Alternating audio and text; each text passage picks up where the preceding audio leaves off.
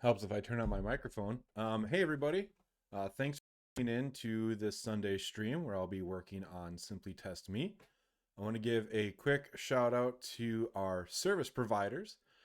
Tugboat provides all the back end preview environments that when you launch a project and you test and interact with that Drupal site, it's on Tugboat. Tugboat is the fastest platform to automate the creation of preview and test environments. I personally use all my clients because it's a really cheap alternative to building your own. And also the new version of Simply Test Me will be hosted on Mazy.io using their Lagoon cloud hosting platform. So thumbs up to them. And I need to add QED42 into here because they're providing time to get the theming and front end work finished up as well. I'd like to give a shout out to our sponsors on Open Collective. Centauro is an organizational sponsor and giving money every month. And then in addition to Maloon and Druid for their long-standing support as the infrastructure providers for SimplyTest. The new version is moving to Mazy.io, and currently we use Tugboat, but previously all of the sandbox environments, the previews, everything was hosted on these VMs. So thanks to them for their long-standing support and making Simply Test Me a thing that we've been able to use over the years. And shout out to our top individuals and organizations that keep it going. Like MidCamp donated $2,000 that can be used for sponsored development. As a side note, these Sunday live streams where I contribute to Simply Test Me don't take any of that funding. I'm doing it in kind via my company, Bluehorn Digital. So, all right, time to get to that stuff. Today, I'm going to work on some bug smashing to get everything ready for the newest version.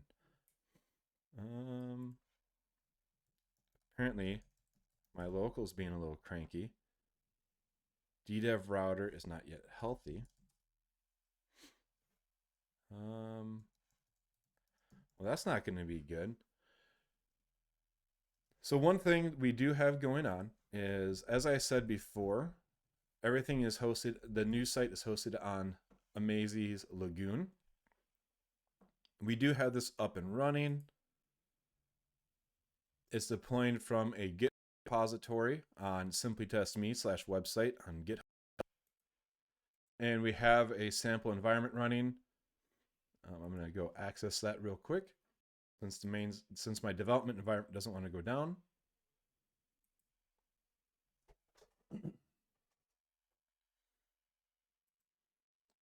All right, we force refresh. Oh, okay, so it's preparing. It's waking up. It's not a production instance yet, so since it hasn't been accessed in a while, it was spun down. Let's see if I can upgrade DDEV. I didn't get prepared ahead of time. I'm sure it's turning on Twitter. There was another fatal shooting. I wouldn't call it mass shooting. I know it technically fits that bill. But there was a shooting at a bar overnight in Kenosha, not too far from here. And I know a few people who were affected by it. So this morning was a little distracted. So I wasn't as prepared. But hopefully upgrading DDEV will fix this up and this environment will refresh. Here we go. All right, so don't mind the theming. QED has done a lot of work on it, but I have it building when deployed and I broke it. But one thing we're going to work on is testing everything in here. So like password policy. One item that we need to get landed is a cron or some kind of on install insert to fetch all the Drupal core versions. So I have that patch here or that issue. I started working on it on Wednesday. If you tuned into the stream, I know it was a little bit lower of attendance because DrupalCon was happening. But I wanted to keep hacking on Simply Test Me, and there's some weird oddities that happen when testing outgoing HTTP requests in a Drupal site. And it just broke. So today my goal is to work on that. So I upgraded DDEV. Let's run DDEV config. So I want to get this running where we fetch initial core release data on install. So that way our tests have it, and then some kind of cron task as well to refresh. All right, so let's do ddev start and see what we get running. Looks like you've done a new, yep, we'll do a power off and then go. While that's running, I know, oh, let's close Chrome. You might see that here we do have a pull request for adding Lando support. I plan on picking this up sometime offline to land this because Lando does have a recipe or integration with Lagoon. For contributors, that may not mean much, but I do think it means we can test our Docker Compose properly, which would identify where inside of the CLI this composer compile is breaking. But I'm going to tackle that on another day. I'm going to go through testing. So what I tried to do last time is leverage Drupal's Nightwatch tests. And I ran through. There's this interesting middleware that Drupal attaches when you are in a test environment. As it adds this test middleware. And whenever there's an outgoing request, it decides if it should attach a specific user agent, and Drupal uses this user agent to know if it should use its own test database. Well, in this instance, I am not it on me. I'm sorry. Thank you for letting me know that. Shoot, I said all the sponsor stuff and didn't have it on me. It's that kind of day. So sorry about that. I'll go back real quick. So one thing I want to work on is fetching this initial core release data. As you see on our test site here, there is no core version data, despite changing the version for the project. So we need some kind of background process to fetch this, or fetch it on install. I tried working on this last week. Sorry if you hear the kids stomping around. But what Drupal does is whenever it adds this test middleware client. So whenever there's an incoming HTTP request, or outgoing rather, whenever there's an outgoing HTTP request, it attaches the user agent. And that user agent is used to determine what database to use. So it hijacks it.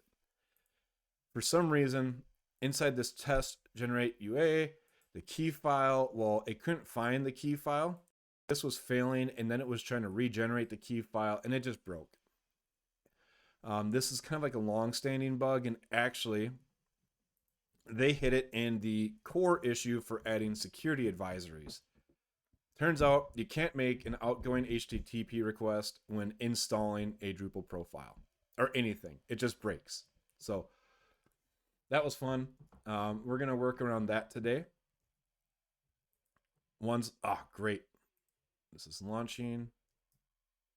So that'll be one of the main tasks today. Is we're going to go to simplytestme.ddev, simplytestme.ddev. All right, so this is what the theming should look like. So we're going to get this fetch initial core releases. I believe I have this branch checked out locally. So let's see, git checkout log, grab Drupal core versions on install and test. All right. So this will make it so it's easier to test the project. And where I had it set up is on hook install. Go out and fetch these values. And I did the test here. So let's look at how my PHP is set up against the local environment. So if I were to go PHP S web, so I'm running the local development server. And if I run this,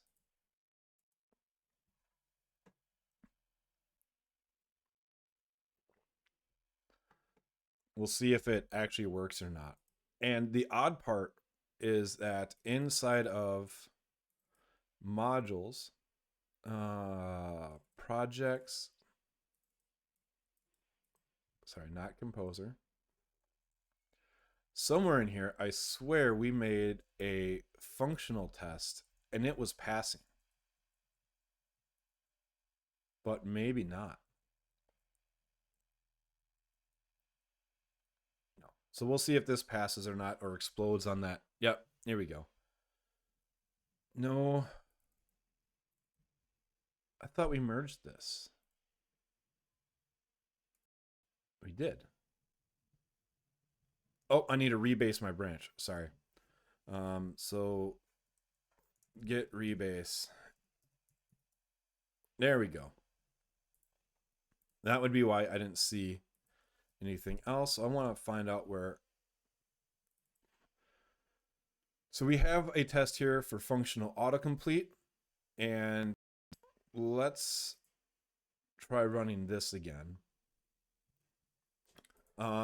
If you caught the last live stream, we had it where I'm installing the SimpliTest profile in the test, which makes it take a bit longer because we do have all the config installed. So it takes about an extra 15 seconds compared to the other functional tests, which is one reason I'm considering that SimpliTest will leverage Cypress IO, the end-to-end testing suite for a lot of this JavaScript stuff. A lot of you might be more familiar with Behat, where you install a sample site and you run Behat against that sample site and you're done. Behat leverages Mink, which is the same thing that the Drupal PHP unit functional tests leverage when running a browser. The only difference is we'll write our code in JavaScript instead of PHP code, because it's a lot easier to interact with JavaScript things with JavaScript. Yep, so here's that bug. It tries to put the HT key. I'm a bit curious to see if this test auto import fails as well now due to this change. And we will take it from there. I just want to get my baseline set because I went down the rabbit hole on Wednesday with our testing.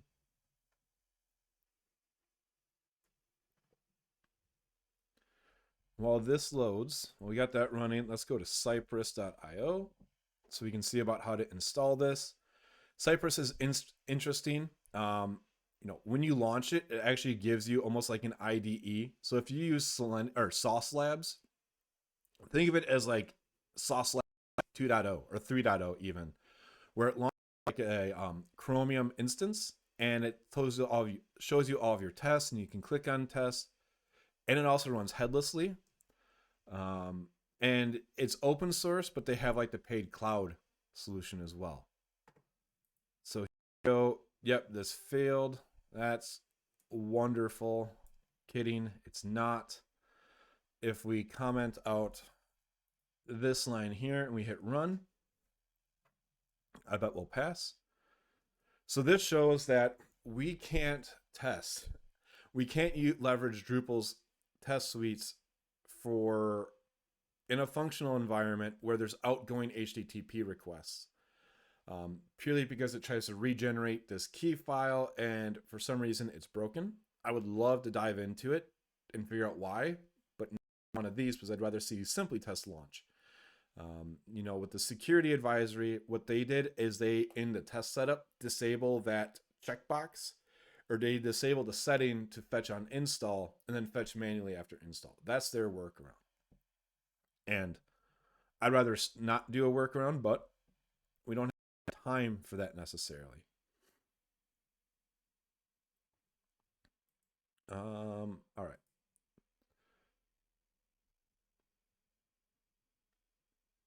So this is running. I guess the one hard part would be we would have to also then move this to a Cypress test. So that passed. All right, we cannot run this on install. So let's get Cypress set up. And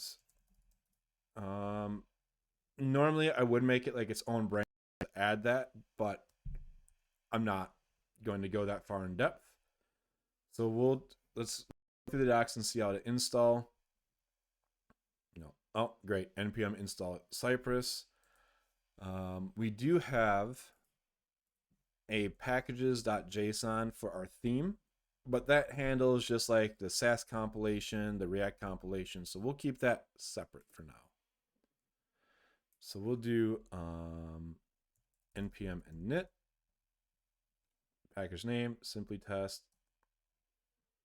We can fill that out later.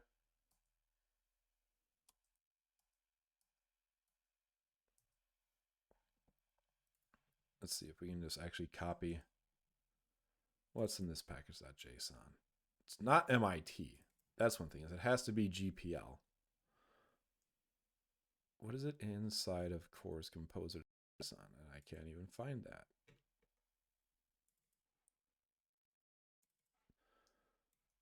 Again, not something I should really be worrying about right now because we have 5,000 other things to do. So I'm going to step away from that.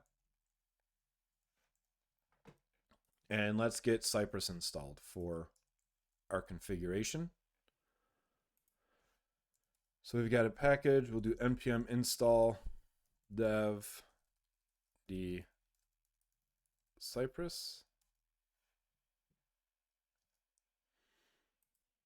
And let's get started. Linux installing npm install, save dev. Yarn add. I honestly prefer yarn over npm because npm's lock files are completely, I wouldn't say useless, but when I run npm install, I don't expect it to modify my lock file. It's like you have to run npm CI for it to actually work like you would expect a lock file to work. At least that is my experience. But we'll use npm because it is getting better over time. And not everybody has yarn installed. So continuous integration docs. We'll read through that because we do run GitHub actions on the GitHub repo to execute our tests. It's not great because we're basically running the test after we've committed it to simplytest.me and we don't know if it's working or not. But it is what it is. Now we're aiming to just get it working and then eventually to perfection.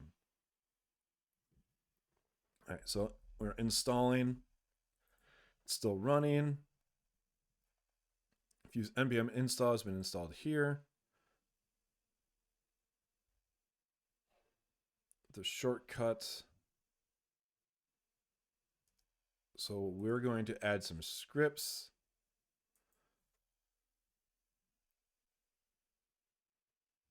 And so shortcut there. So if we do, all right, so that installed. So if we type Cypress, we're going to make a script called Cypress, and that will call Cypress open. Well, that's neat. So apparently it's auto-completing known binary files. So I could type, that's cool. I wonder if VS Code does that as well. So if you are working with the package.json in PhpStorm or WebStorm, because they're basically the same thing, just WebStorm doesn't have PHP support. When you're typing out scripts, it will autocomplete things that are in your binary file of your node.module. So we'll go, let's run Cypress open. Now this is like the one bummer, is it does actually install like cypress.app and then it has to run that and compile it, and it takes up, like 300 megabytes because it's Chromium and an Electron app. But it's a great, it does provide a great user interface experience for users.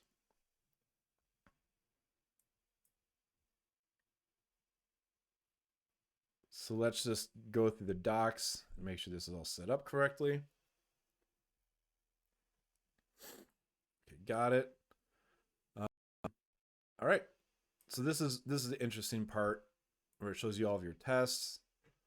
You can do settings, but I'm going to close this for now. And switching browsers, so we could switch to different browsers. Oh, there it is. So they even have it as Cypress :open as Cypress open. CLI tools, environment variables. Run binary, we don't do that. The install binary. I think we can just move to writing our first test. So add a test file. So creates a new file in Cypress integration folder. Oh, cool. There's all these.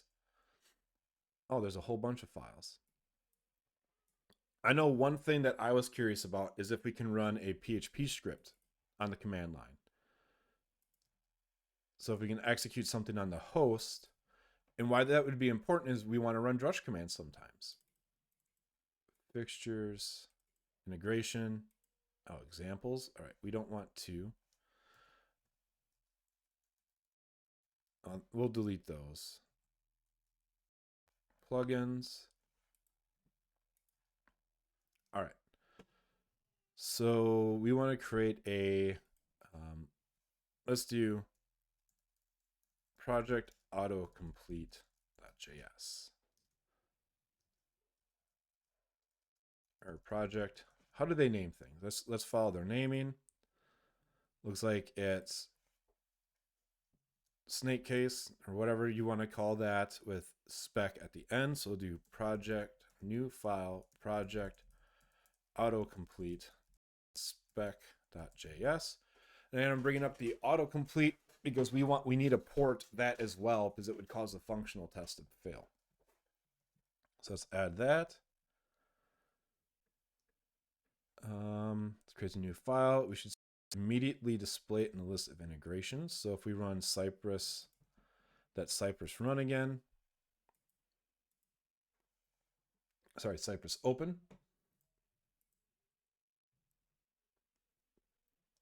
Supposedly we'll see that in our tests again fairly quickly.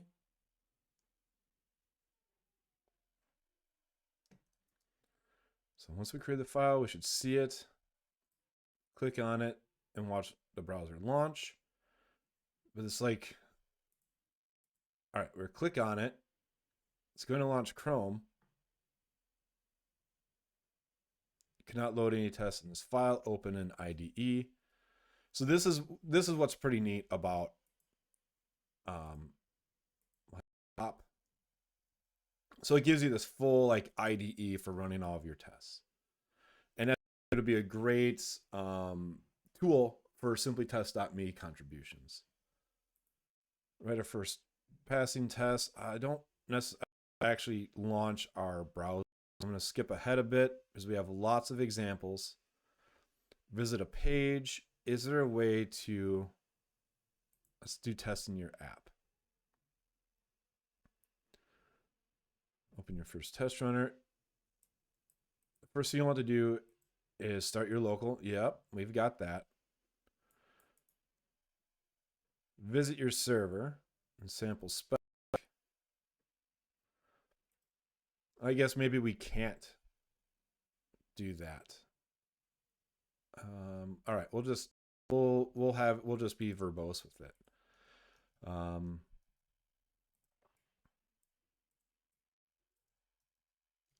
So let's just start writing a test. Describe project autocomplete imports missing projects.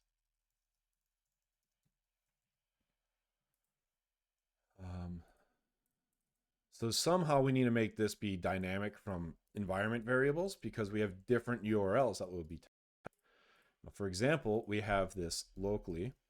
Locally, we have HTTPS.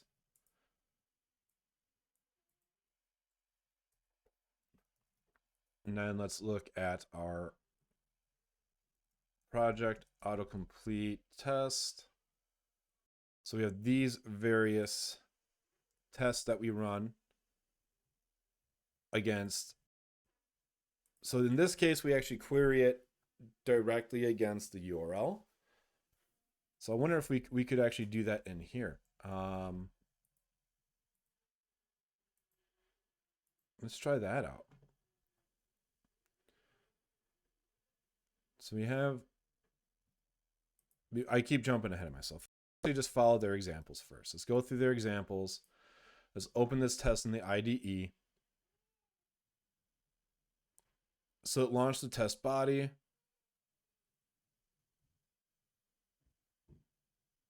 and it verified it load. Woo! We got our initial test going. So let's start to get more examples. Configuring Cypress. There we go. Open up your configuration file in your project directory. By default, it starts out empty.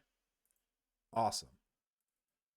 Now, why isn't there a .env file is my question, but maybe I'm getting too far ahead of myself. So we got base URL. So this will automatically prefix cy.visit and cy.request. That's amazing and exactly what I was looking for. So base URL, we can cut that. We can paste it here. And whenever you modify your configuration file, Cypress will automatically reboot itself. That's what's happening here. And we can change it to / there's a seeding data. Ooh, all right. Before each, here we go. CY exec.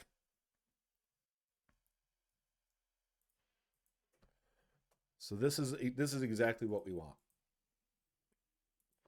Let's see. So if we can do too many things to tab between. So CY exec, we don't want before each. We want a different, because before each would be for each of these its. So let's see if we can get some auto completing before. So what does before mean? Executes before running tests. One second. I have to check something.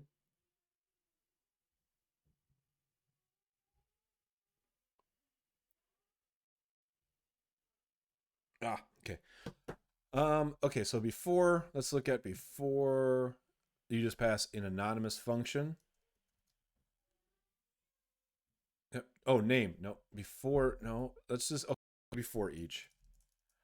For each. I really want just before setup. Oh. Execute before each test case. Execute before test case. Well, that seems weird. Sweet setup. Maybe that's it. Sweet setup. So let's do sweet setup. Create the anonymous function. See what execute. Now, again, this is kind of a mess because I'm running it on my local machine and we also need to run it in the CI, but I'm going to figure all of that out later. So we're going to do exec ddev drush si simply test. So what we want is on install, or before running all the tests, we actually will install the site. And I'm sure there's got to be a way to like have that always run. So let's go ahead and try running this test.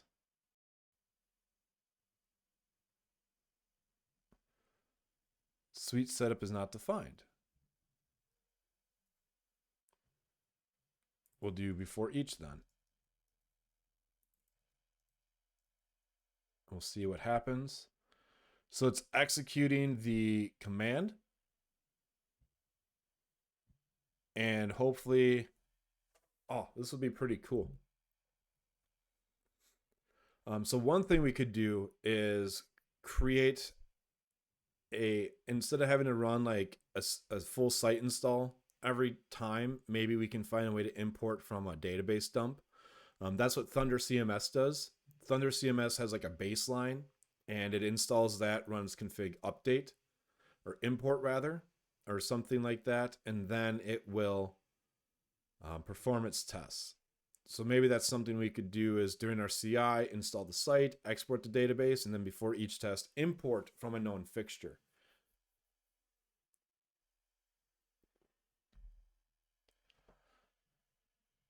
Oh, I hope that doesn't mean it's going to time out. Yep, timed out after waiting. What happens if I refresh the page?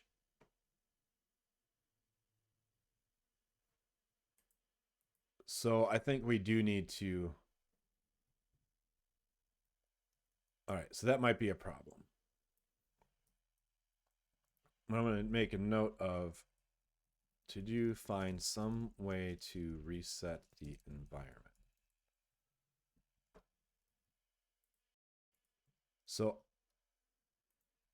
I need to now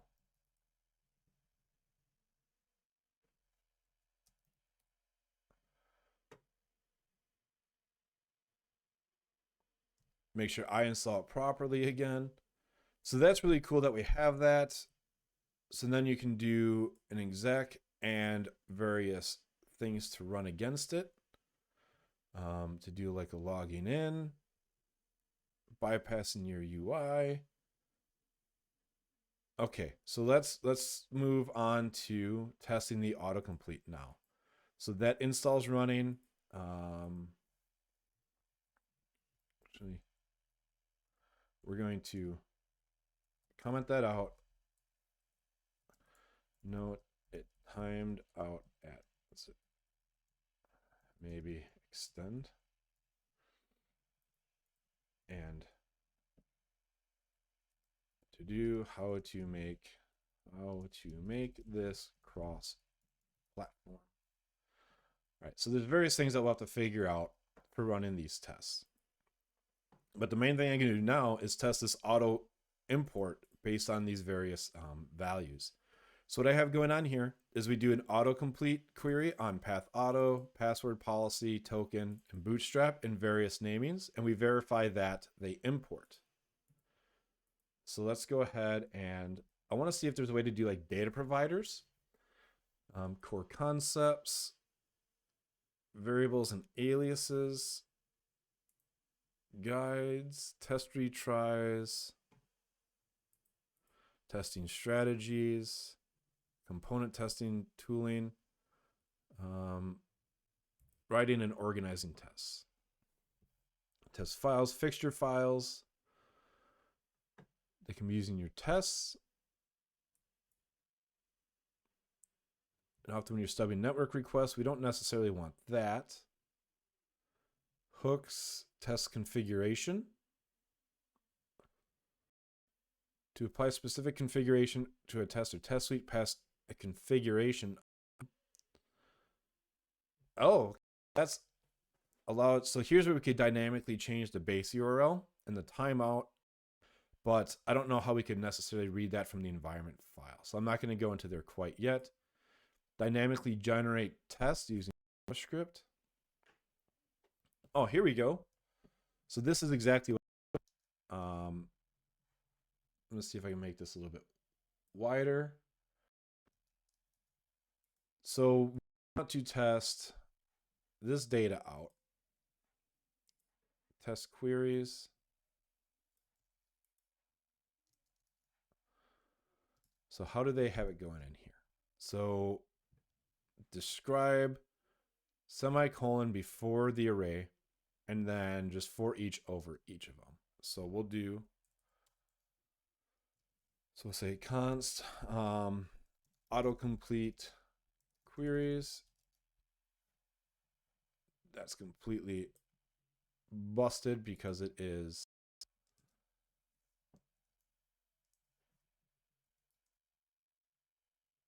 in PHP funness. So let's copy this out. And we change all these arrows. Actually, I'm going to do a, so Command R launches search and replace. And we're going to just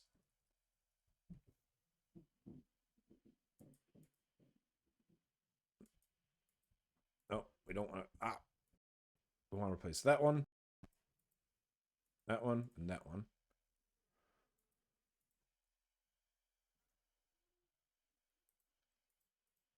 So maybe I shouldn't have just copied it. So it would have been a lot easier if I didn't.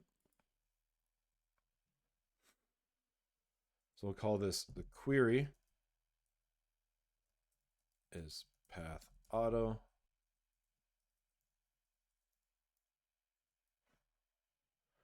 Then we have all these in here. There, that works.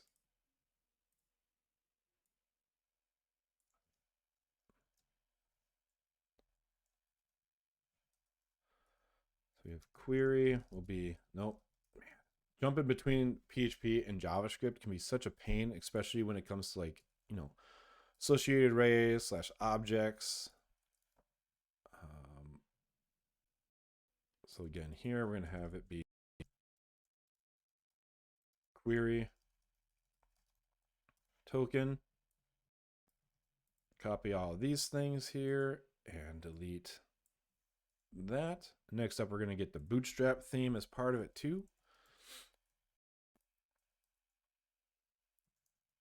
Query.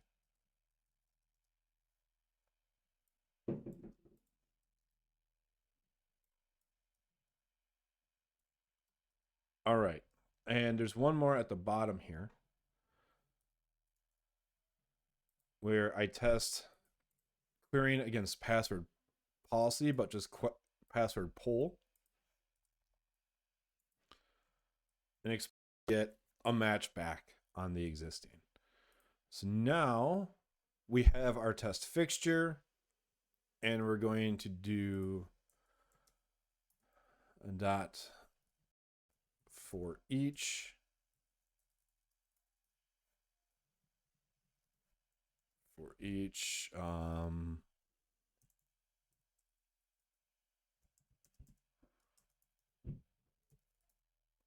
So for each example,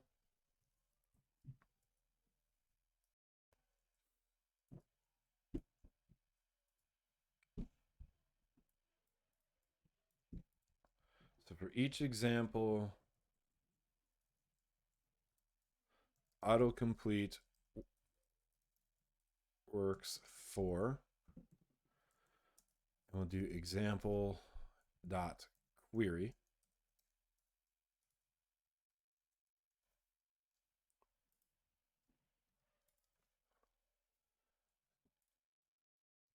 So now we'll get that query, and that means we could go visit, and the visit URL is, just so you know that if you do have the Symfony and Drupal Symfony Bridge plugins for PHP Storm, you can do command click on a route, and it will bring you to either the controller definition or the definition in routing.yaml, which I use quite often to get the actual path. So we're going to visit here, and what's the query URL again? It's just query is string. So string equals example.query. And I actually don't want just visit. I want to make a request. And I know that's an example in here somewhere. So let's look at the API instead of just the guides. Commands. So we were at visit.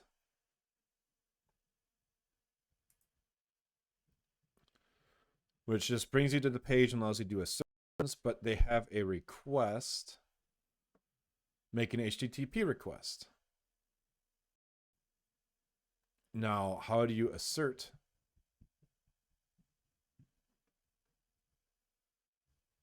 We'll just start there. We'll do request. And again, I'm using the command key to highlight and figure out the option, the clickable option. So there's the request. CY request name. How do we work with the results? Yields the response as an object. Examples. Its body should include, oh, awesome. So if we do, so CY request that should, and we get the response.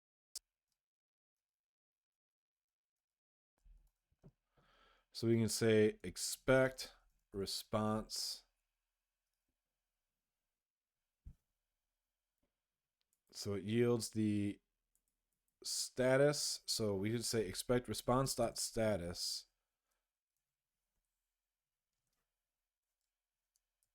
to be 200. Why don't we just assertion, wait, that should to have length to equal. There we go. Now let's check the body. I just realized like this example isn't the way I set it up isn't the greatest because it returns an array of these items, but I'll deal with it. Or what we'll do is query, I'm going to call it result.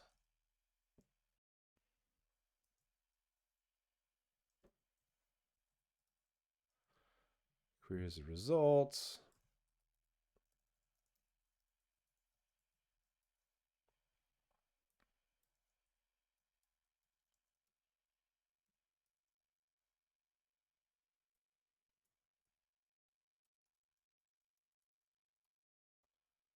Fix this up really quick.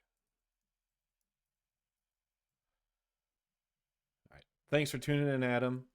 Hoping I'll have this pull request up by the end of here and hopefully testing a handful of other things. So the response body is automatically serialized into JSON.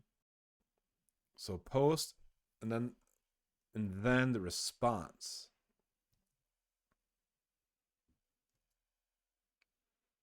Send a post with the JSON body, requests.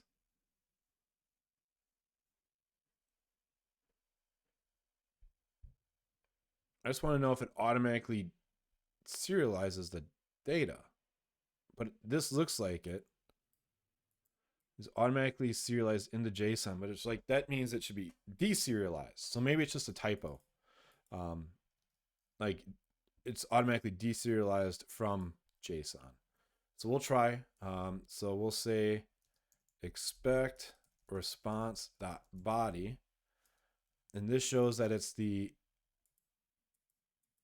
should be an empty array to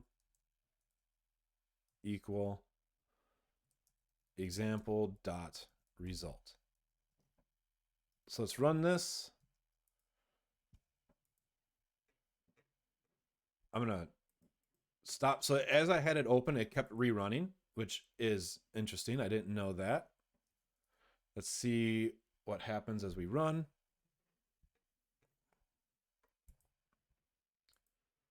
Assertion error. Well, let me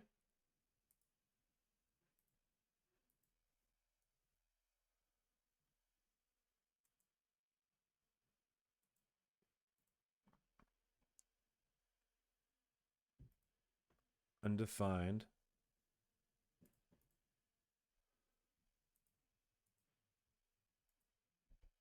So it's 200 undefined equal. I want to know the response that came back. No, cancel. Request. Printed output to your console. Command request. That's the request. It yielded a body with the title. And isn't that what we're testing? So sandbox 0, name password policy, title password policy type model.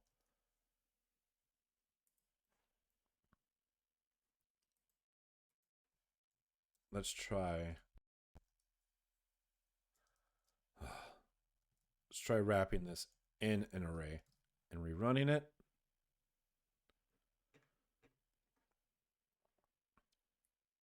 Expected array to equal array 1.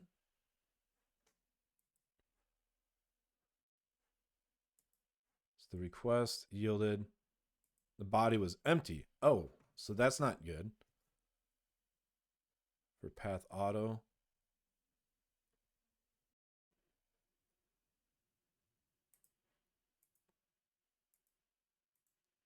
But for this, expected array 1 to equal array 1. How? I wonder if it's because it's an having to learn new testing suites is never fun.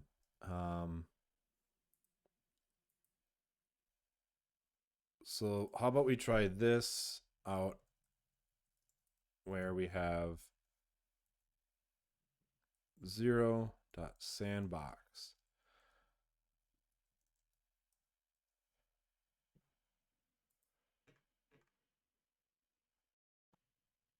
Cannot read property sandbox of undefined. So for path auto, it's not importing. 500 in server error.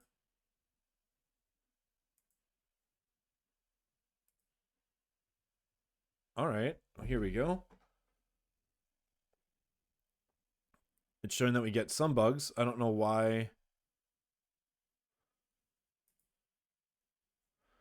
Invalid format name, incorrect versions at date row, simply test versions. So 7.x 1. We keep having this where there's randomly empty dates in some projects. And I thought we had that fixed in a recent issue.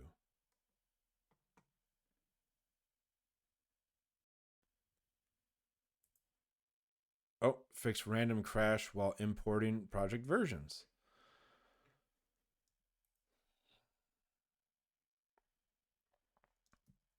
Let's see. Let's look at this merge request.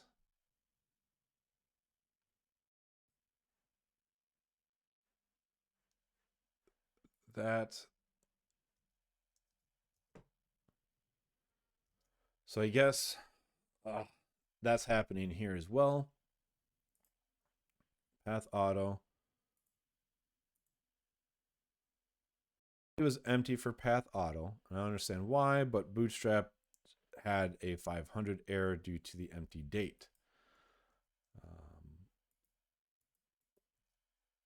But it's weird that it didn't fail with the functional test.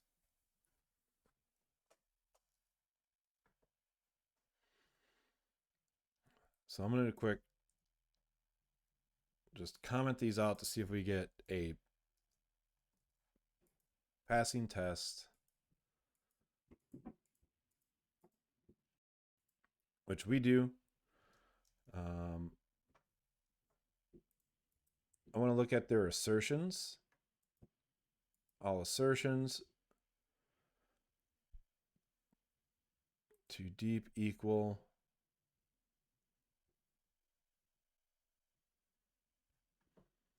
So I wonder if we need to have deep TDD.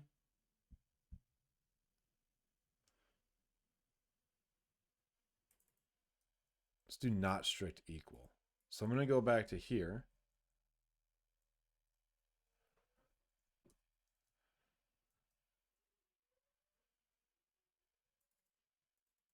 We'll have to try to be not strict equal because I think that's why it was failing, is on strict equality.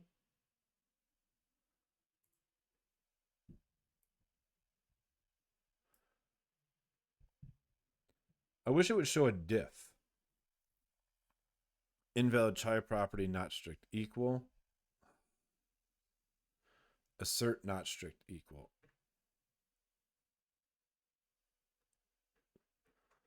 So let's look. Okay. So I was using BDD assertions.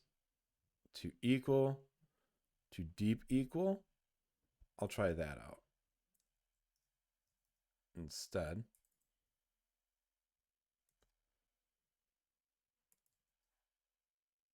Hey, there we go. Great. Deep equals what did it.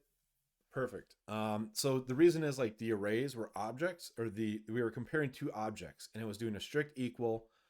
And when you compare two objects, they're not the same memory reference, so they're not a strict equal. So we had to do a deep equality against all their properties. That's why it was failing, for anybody that was curious. It's a common problem with JavaScript testing. So I'm going to run this.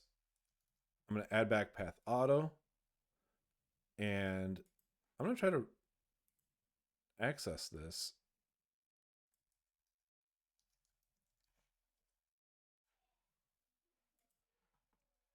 Oh, because it's not an actual. Is that a typo in it?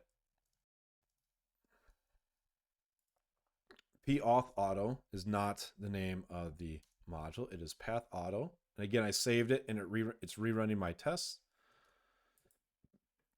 So now we'll go back to the Bootstrap.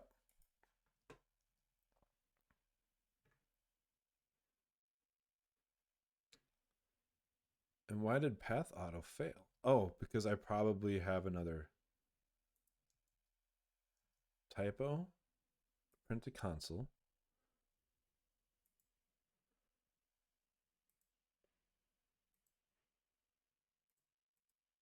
So the actual. Oh, so that's another thing that seems to be interesting. Is Sandbox is sometimes. Never mind. There we go. I forgot to quote the 0. So Bootstrap, we are getting a 500 error because of an empty release date. We had this happen on another project as well. And we just need to go into our modules real quick. I'm going to make sure I add all these other things. Oh, no, we don't want to commit the example. So git, I'm going to click rollback. That way it removes it from here.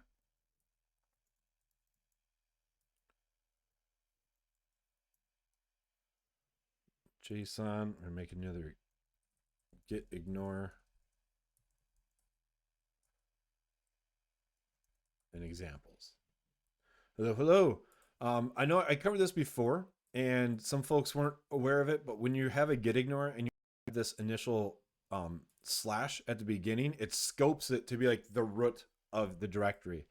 Instead of, if I did slash examples, it would cover any examples directory, but we're scoping it to just right there. So now I'm going to try to get a fix going to prevent importing the Bootstrap theme from crashing. So we go into here, and this is the date, the release date here.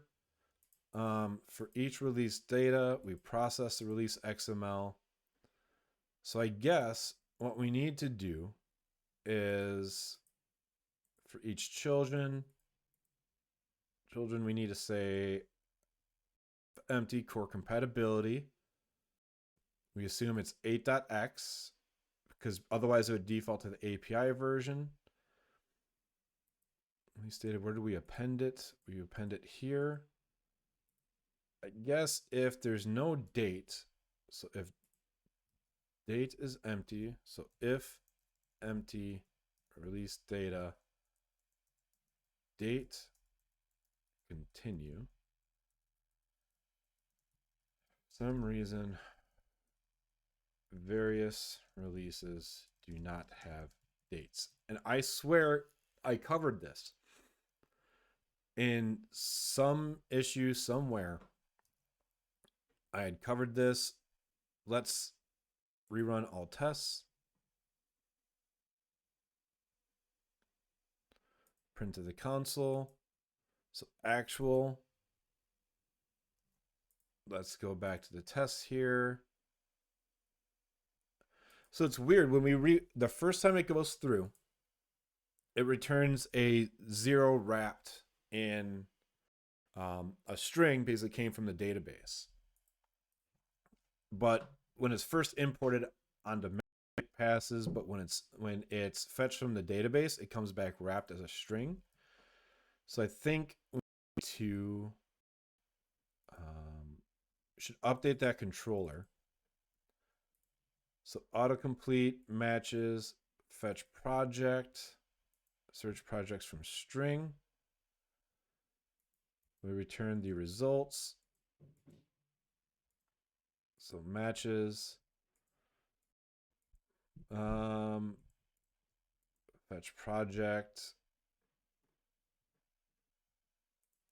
So we set sandbox to an integer here.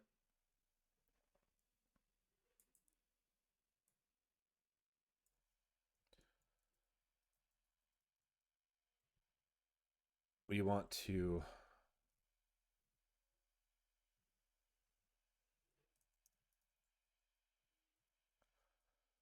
that feels really awkward to do. One second. So when we fetch from here, it returns the 0 not wrapped as a string, but actually as an integer. When we search from projects, we're fetching from the database and casting it here for each results. And this is what's the sandbox needs to be casted to an integer here.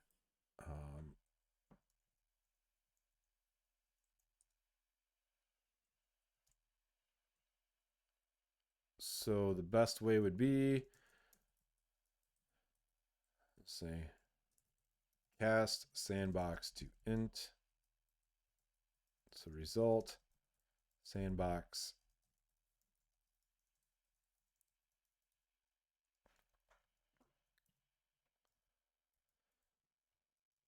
do that. And now if I rerun the test, they're all going to fail, I bet. And the reason they fail is if I print this to the console, we actually got back the integer 0. So let's go ahead and replace all of these. I'm hitting Command R and replace it, which is 0. So now if I reload, ta-da, great, we have passing tests. Sweet. So the next step though is I need to reinstall the DDEV site. So I want to find a way that whenever we run tests, it properly installs. So let's go back. I'm going to rerun the test after this install finishes. So that way we have a clean slate, and then I can actually run onto the original test I wanted to run, where we fetch the core versions on install.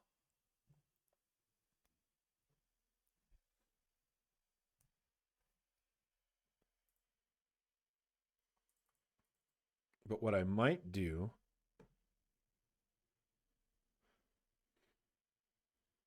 I might try something else real quick as well.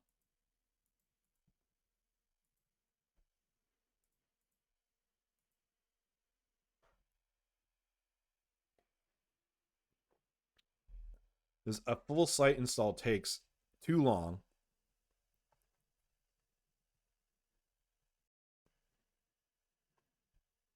But it provides the best testing. So we learned that it times out at 60 seconds. So let's do ddev exec, or not ddev, sorry, Cypress exec options. Environment boolean extends timeoutable timeout. So we can extend the timeout. So let's provide timeout. It timed out at 60, which I think is the default number.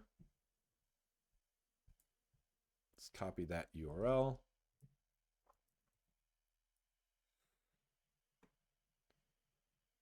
So timeouts. Default, so it is milliseconds or microseconds, whatever. So it is at 6,000. We want it to be, we want a timeout at 2 minutes. Let's just see what happens. And this is before each. I don't want it to be before each either, because that means before each of those tests, it's going to reinstall the site, which is technically a good thing, but it takes too long. So while that runs, and we verify this works, let's look at the next. So we got the API. Events, assertions, commands, utilities, Cypress UI, plugins. Let's look at events. No. the guides, testing strategies, environment variables. Well, this is one. This is one thing we do need to figure out too. Are accessible via cypress.env. So this is one thing we did want to create a cypress.env.json, pass via the CLI. Okay. Well, while this is still running, we'll try to figure out how to handle at least this part of it. No, I don't want to log into OnePass.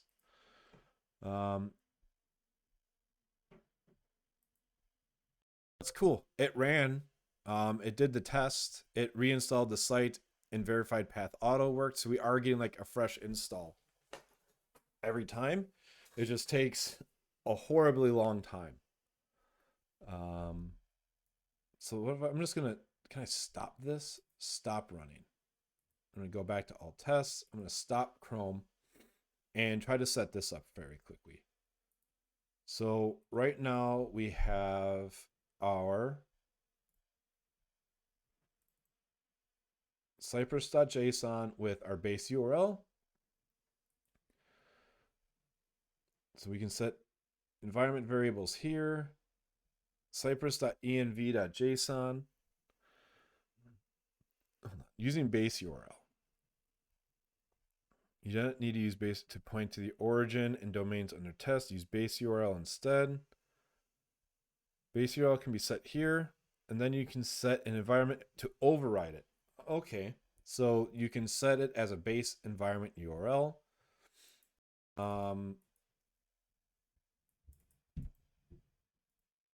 So what we could do is create so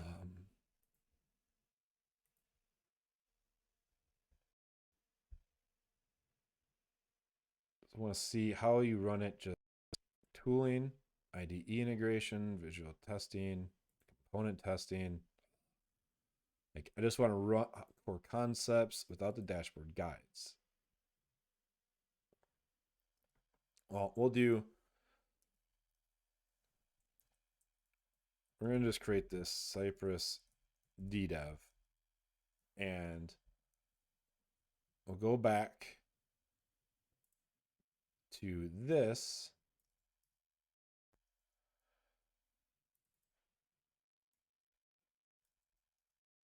And we'll pass it here. And maybe we can, let's see, in our GitHub Actions, how do we have things running? It's not actually running the site. Oh, this is here. So it's built in the,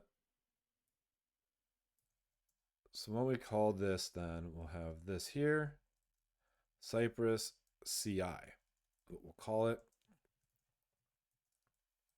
I'm gonna run that. Ideally, I wish we could just point it to a different configuration file based on the environment. Maybe that's possible. So we can dynamically change that, set an environment variable with your plugins. Well, that's interesting right here. So you could use .env via a plugin.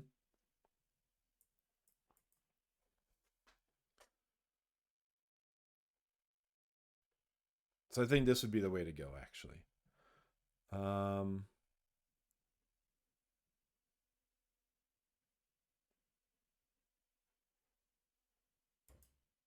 Test configuration.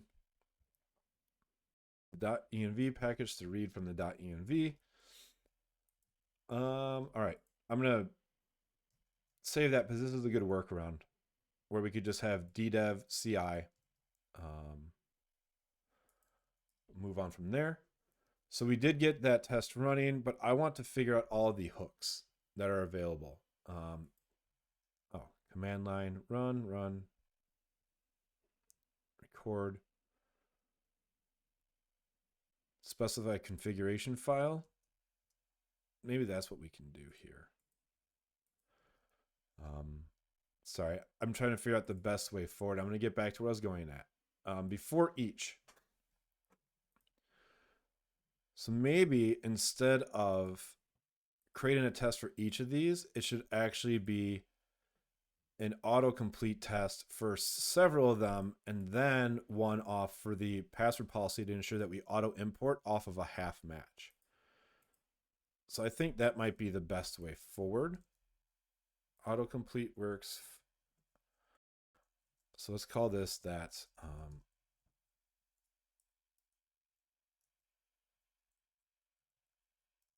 Autocomplete imports projects dynamically. And in here, we'll do autocomplete queries and move this into here. And then we'll say it autocompletes, it imports projects. Or I guess that actually is part of it. The query for password policy requires having password policy inserted. So we'll just do it that way. We're just going to move it into one, just like I did there. Let's run it.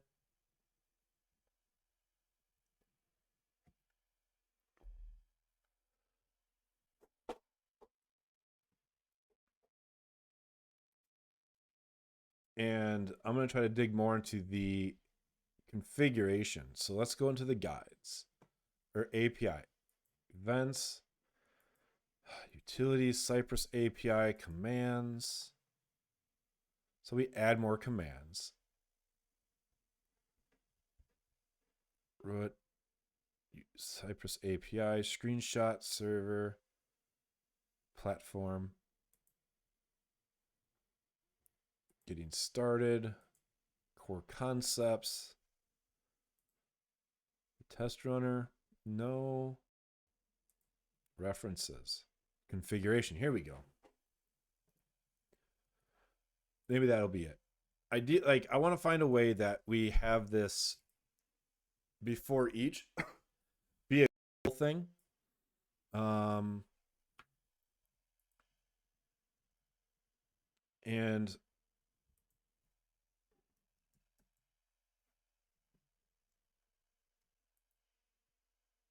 let's look at this plugin.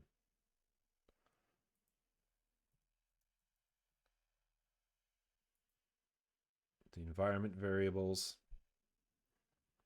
But maybe we just need the plugin.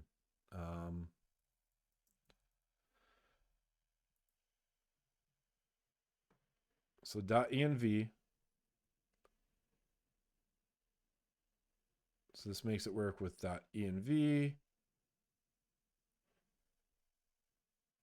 Compatibility with .env.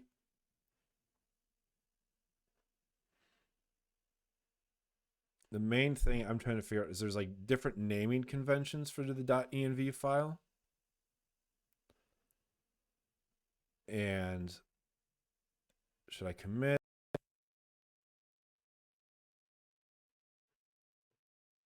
So maybe we can just examples for running on the different environments. All right, so that ran. And it did a site install beforehand. So let's add this. How do we install it?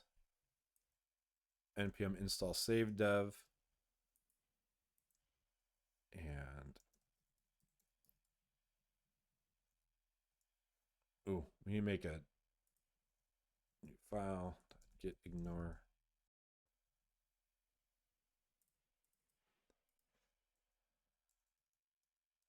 Modules. So let's install this.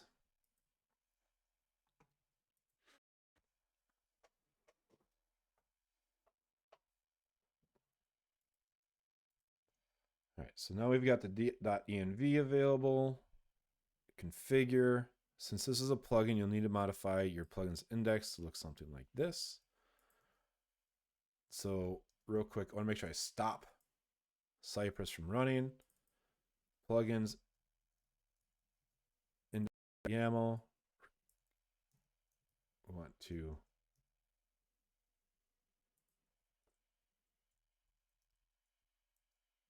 require that one.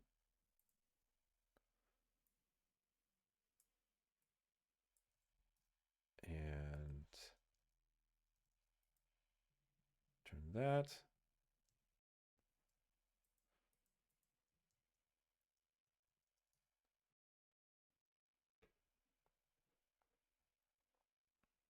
All right. Really curious if we even needed to have this plugin, but we'll use it instead of managing our own thing. So we'll have that there. And what we could do is ignore .env. And we'll create a .env .ddev example.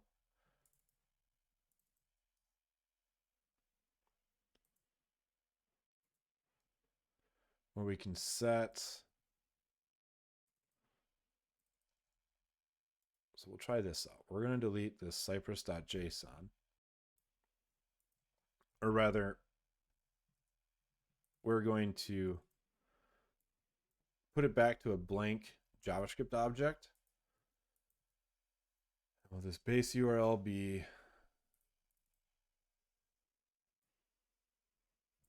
cypress.run? And we'll have this be .ci, which would be http 127.0.0.1 8080. So if I copy this to .env then, so we have the regular env ignored, but my local environment will be using this .env. So the idea is that our plugin will load the env file, which will override the base URL. So then we can have one for Dando, CI, whatever. It's a default. And I want to then add a simply test install command. That's not what I wanted. Where do we go?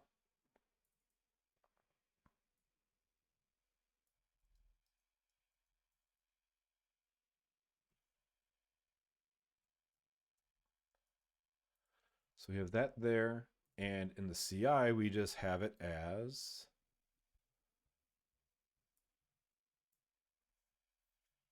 I wonder what is the root directory it runs from when you execute a command.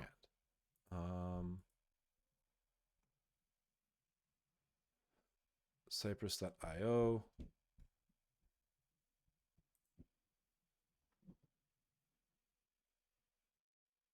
Don't try to start a web server from there. Options, log, environment, failing on exit. But it doesn't say where the system to be executed from the project root, the directory that contains the default cypress.json file. So that means in a CI environment, it would need to be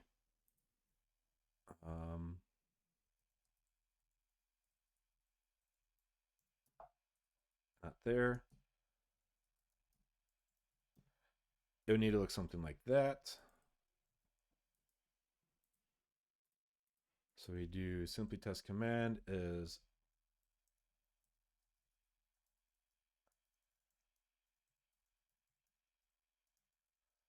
all right.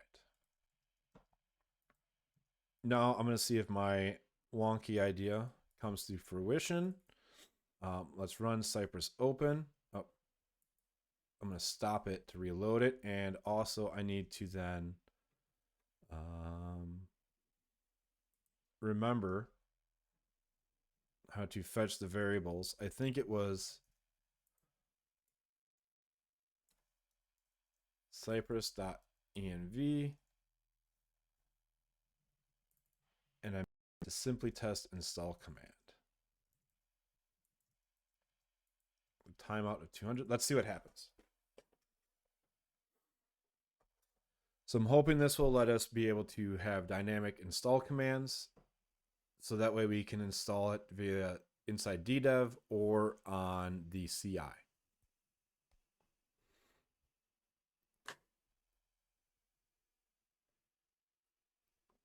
And if this works, then I can test the ensuring install commands. Let's close the examples. Let's run this.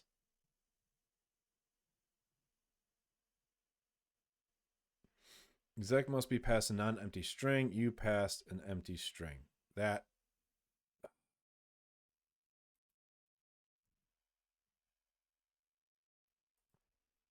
Is there a way to Cypress dot? So we only have the base URL available.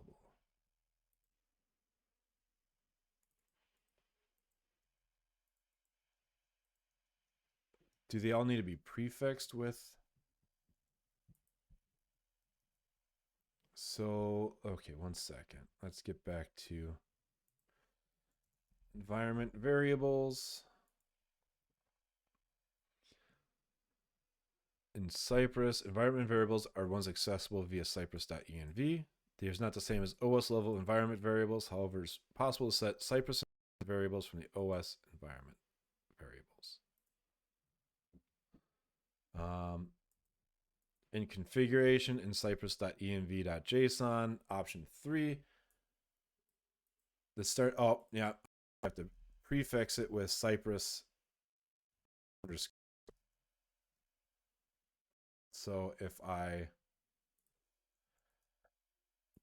change that to Cypress underscore there, it's going to restart. Let's stop and restart. All right. I'm hoping this gets us running and we will have a somewhat dynamic ability to decide on how we use Cypress in which environment. The good news is I'll be able to test this inside the DDEV container too.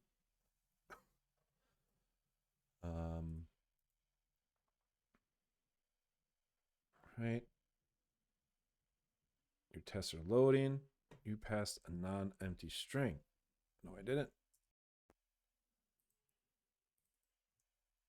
Oh, shoot. Okay. So they removed the Cypress prefix. All right. So there we go. It's running the install. We should be all good. So that means that we can now move our functional test.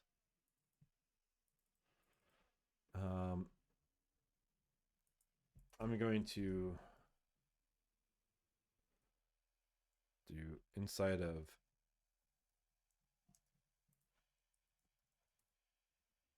let's see, fix this, simply test, and then simply test projects.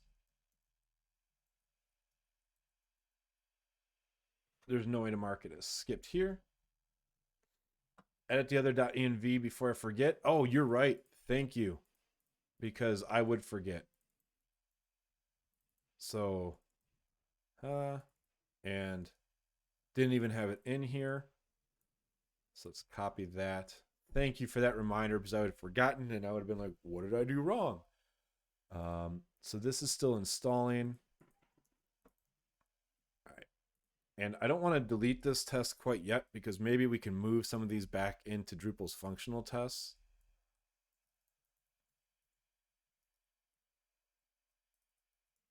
This mark skipped, moved to Cypress due to functional test problems with outbound HTTP requests. So we have that there. This ran. Happy day. So now what I want to do is bring back this install task.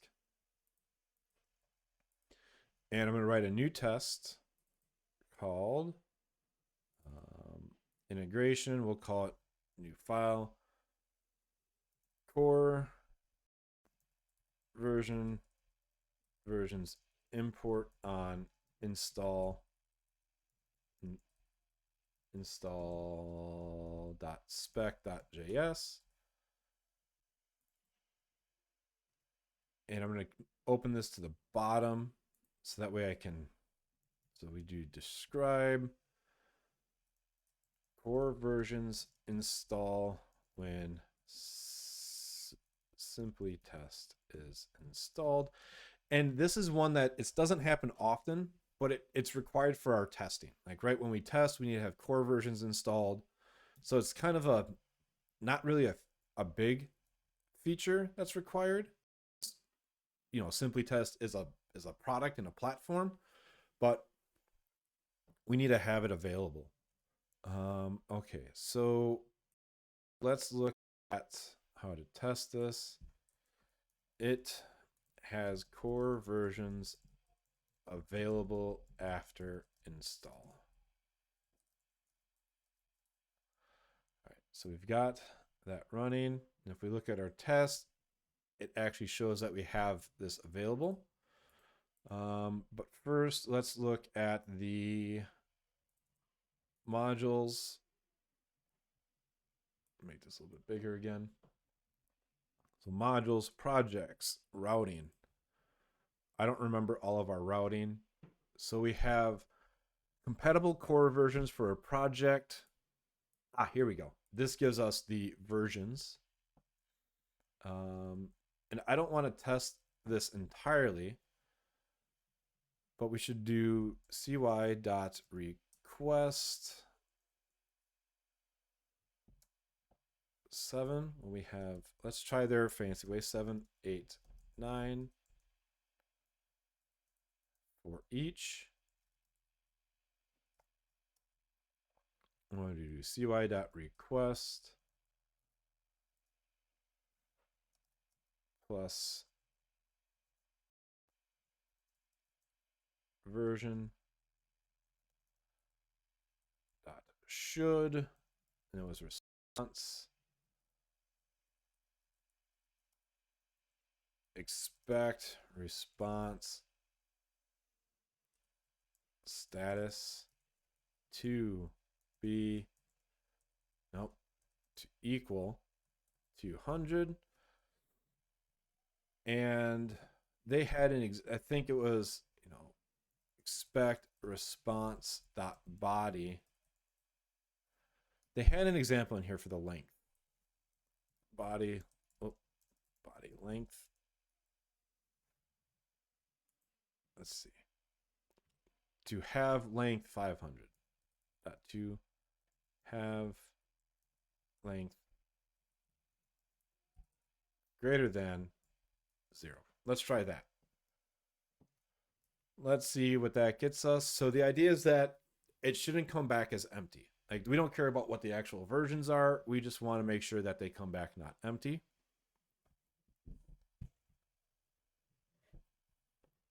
So again, we have it running before each. It runs the install. While that runs, I want to see if there's a way. So Cypress run before all test suite. How can I exit code before all test suite with Cypress? As a before hook within the support file.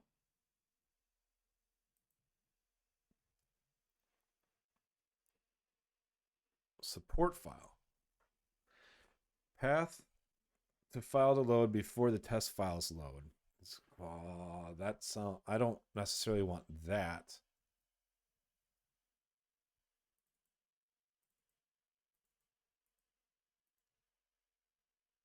So this is how you add commands. Index, import commands. So this is loaded automatically before your test files. This is a great place to put global configuration. You can change the location of this file or turn it off automatically with the So I guess, The short answer is you can write your own login command in a before hook within the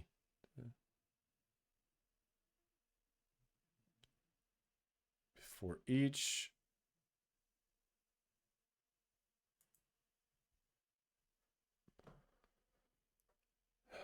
Runs once before all tests in the block. So I guess like I just want it to be a root level thing. I don't know what's necessarily available in this support hook.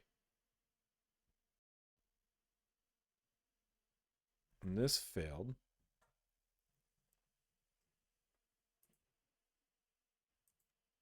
This 90. Oh, list, because it is body.list.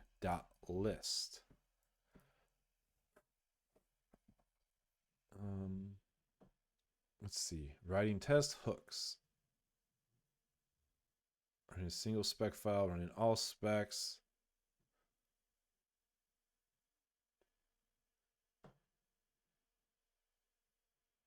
Please see your thoughts on the anti-pattern of cleaning up state with after before each. Please inside it. Be wary of root level hooks as they could execute in surprising order when clicking on the run all specs. So maybe it's just something that has to be done. There's just no way to really go around it. And I guess that's just the way it could have to be. It's just, there isn't a way to do it. You always have to have this before each. In fact, with Drupal's Nightwatch test, it's the same way. You have to make sure you include it before each that installs and tears down the website. What we could do is add a custom command. So we could do cypress.command.add install Drupal, and based off of this, I guess we just would copy in that right there. Cypress.command up commands. So now custom commands. This will at least make it a little bit easier for contributors and myself. So add, how do you call it then? Examples, parent command. Oh, so it's just boom, you do it that way. So now we could do just sci install Drupal, and it magically is known.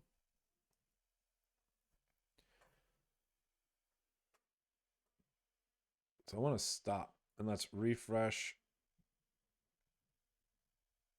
So I guess it must just be working. It's passing it in. So that's great. So to recap what we've done so far is when working with SimplyTest, I try to add functional and functional JavaScript testing and Nightwatch, but Drupal core has this test middleware, Guzzle, that tries to add a user agent so that way Drupal knows that it's a test environment. For some reason, it just was exploding, especially when you try to run anything in the install. So as part of the installation process, if you make an outgoing HTTP request, it just goes boom. And we want to install some of these. We want to fetch some data on install, and there isn't really a way to do it after install very well. Maybe if we ran it as a cron command, it would have, but we were just facing weird issues. So it kind of took that out of the race. So now we're running it with Cypress, and with Cypress we have it where before each is running our custom install Drupal command, and we are verifying that on install we have all of our core versions available. So we have this working now, and what we could do is I almost want to change this to be well, I'm going to keep working on things and figure out how to put it onto Drupal.org. But now that we have this integration, let's do a launch form spec.js. So describe. Right.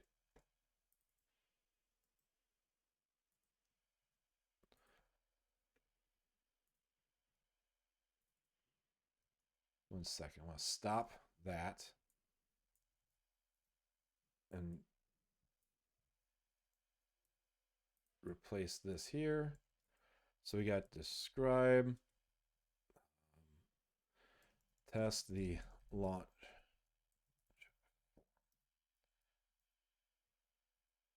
So it allows auto completing of a project.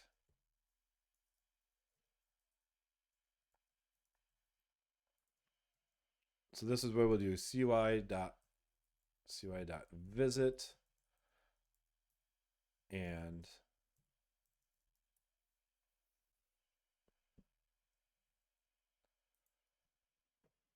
wait for the SimplyTest site to load.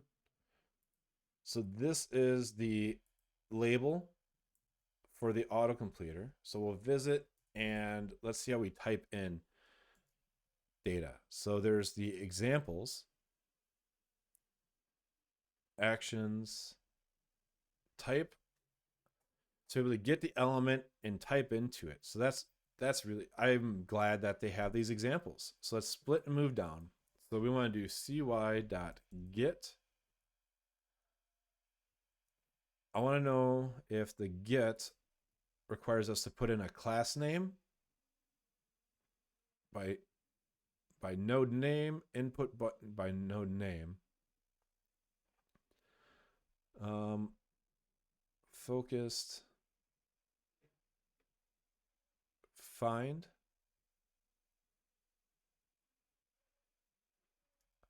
I guess we'll have to type in the class name. I don't really like that. I like being able to test accessibility by putting in form name. So Cypress get input by label. Get form input by label. So this get, we can find the input label by an ID. We can find by label. Oh, this just seems.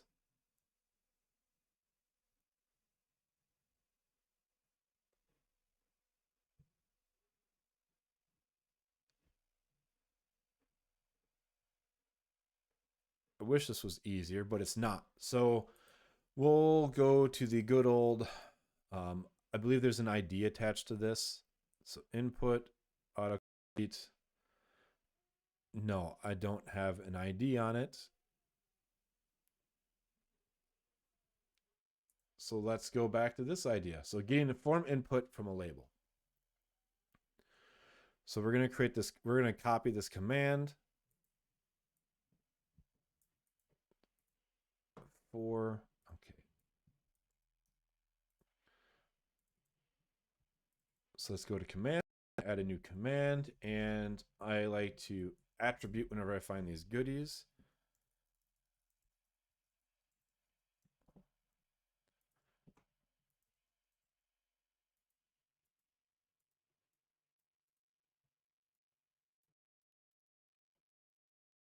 So we'll do get by label, and then type. We'll type in, I like to use password policy as a good example because it has a 7.x version and it has 8.x versions and it has a 9.x version. And there's also a contrib module that only works for the 8.x versions. So it allows us to test a lot of the functionality of the form. So let's see.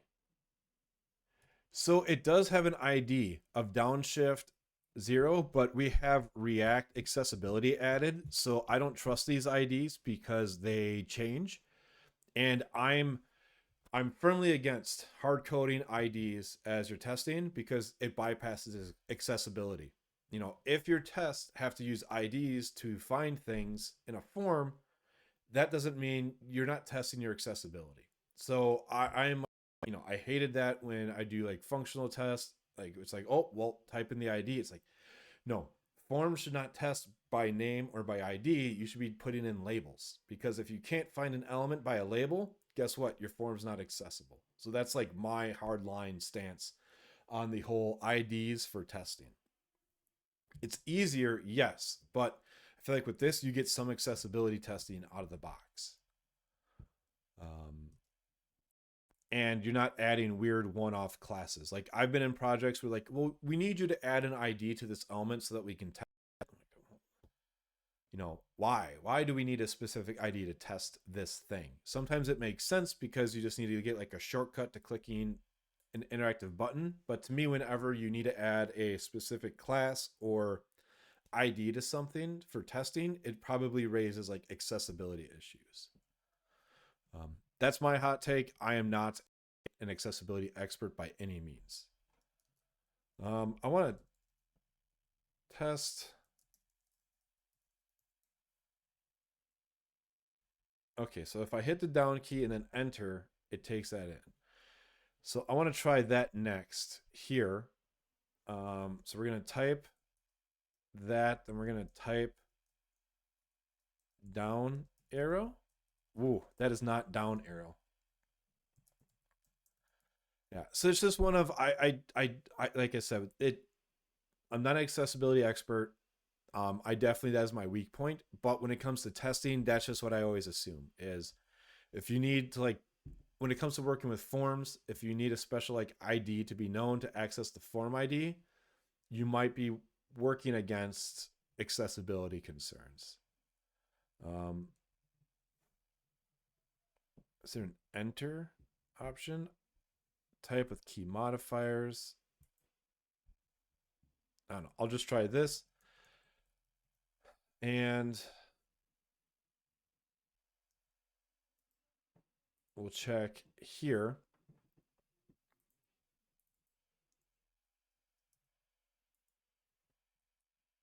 cy.get by label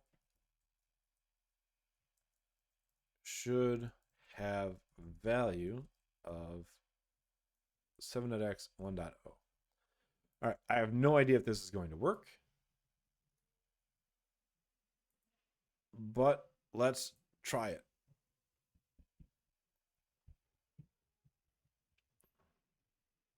So it's going to do the site install.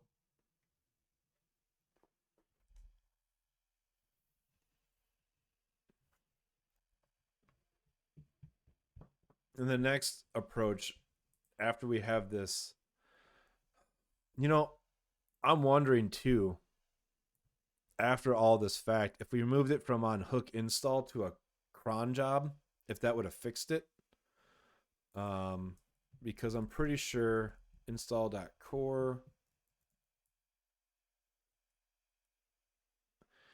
that when install's finished, it runs cron after all of the install tasks have been run. So maybe we wouldn't have the issue, but I'm not entirely sure.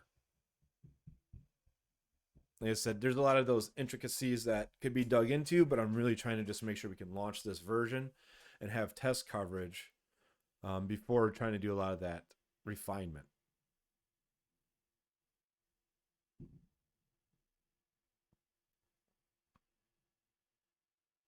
Although who knows, maybe I would have to I could avoid a lot of this time. All right.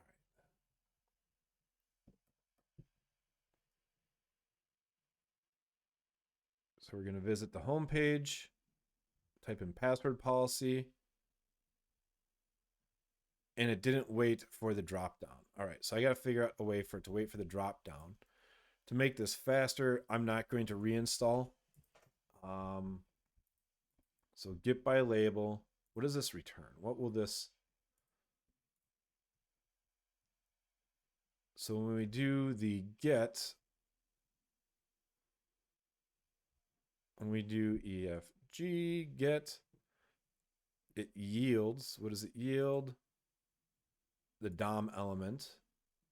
So I wish there was like, what is the type hint I can give it?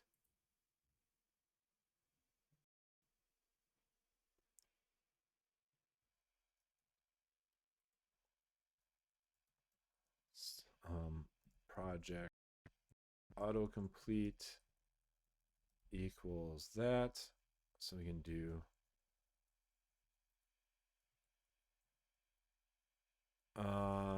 cy dot wait for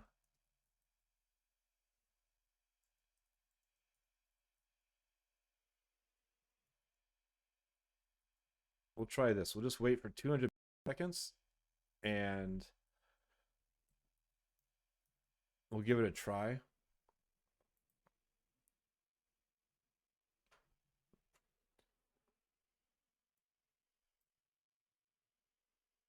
Subject receipt because it requires a DOM element. The subject retrieved was undefined.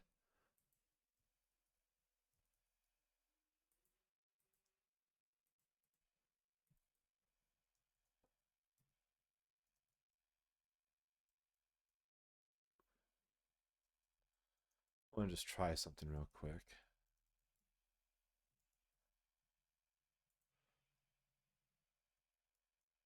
Okay, so we can chain all of this. So I'm going to go undo some of this.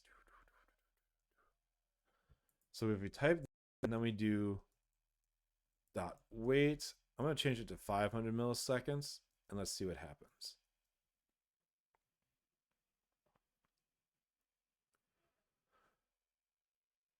So this is also cool. We get the replay. So as you can see, it was slow enough to type in password policy that we ended up with the password module. And that's what got auto-loaded. So we got the attribute. We ended up here. We typed in password policy.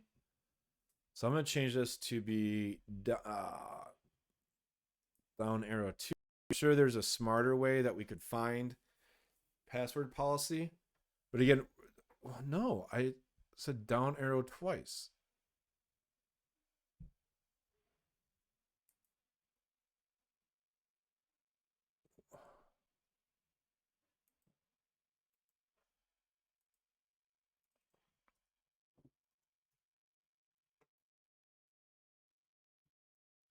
Oh, there we go. Okay, so that worked. So expect undefined to have a value of, I'm guessing since the label is hidden. So now here I am saying like, oh, I don't like to have it where we call elements by their ID directly, but I think we're going to have to. So why did this go backwards to password policy again? So maybe I need to type password policy, wait 500.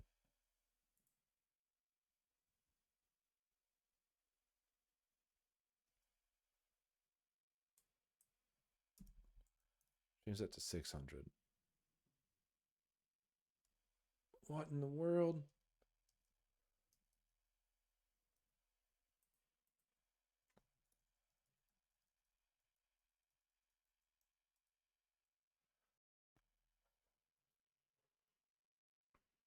Oh, it keeps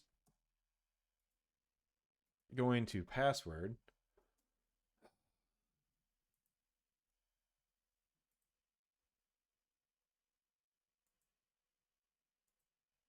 Type the white space beginning.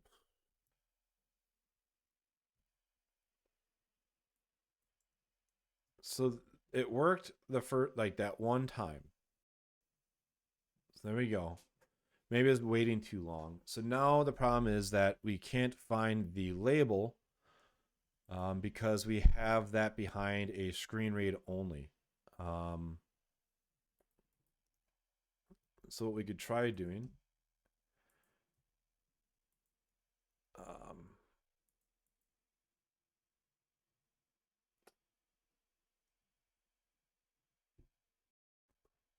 So what I want to try is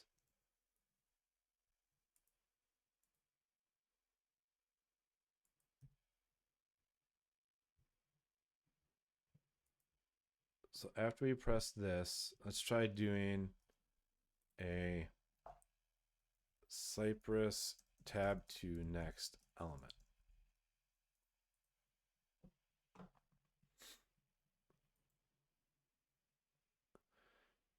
I don't want to do next. I want to be able to send a tab. Type tab key.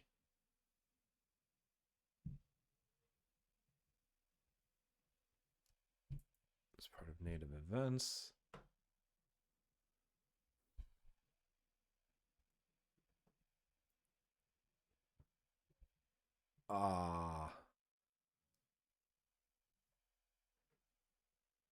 I'm not too enthusiastic that this isn't supported yet inside of Cypress itself. Source, how does it do it? Do I really need to add form tab, tab sequence, active element? Oh, that looks like a lot. All right, so I'm going to break my pattern, I guess, and I'm going to pass it an ID. But one thing I realized is that this doesn't actually have, so maybe we just have a problem. So one thing I noticed here is this isn't wrapped in a select, or rather, sorry, in a select. This doesn't have an ID generated for it. So maybe, we just found a bug in our accessibility. So let's go to the themes, simply test lib. I'm going to open this monster of React code that I wrote in a hot minute. So label for, so we don't have it here. How does label get label props? Use box. Oh, because that is set up with the accessibility library. Use combo box get label props. And of course, it brought me to the TypeScript definition and not actually what I want. So let's just fix this the proper way. We'll say ID equals, we'll just call it project version. And we'll say for equals project version.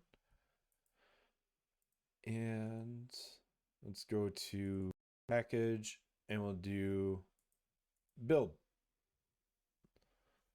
So now we should, maybe this testing just fixed some accessibility for us that I was unaware of.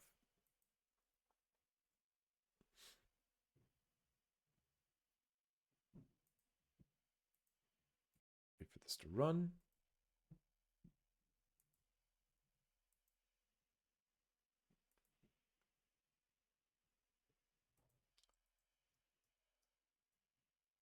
And this is the reason I really wanted to work on our testing, regardless what test suite it is. Because there's just a lot of things. There's a lot of stuff that needs to be done and bugs to be shaken loose. All right, we've got the label. So let's rerun this. That, if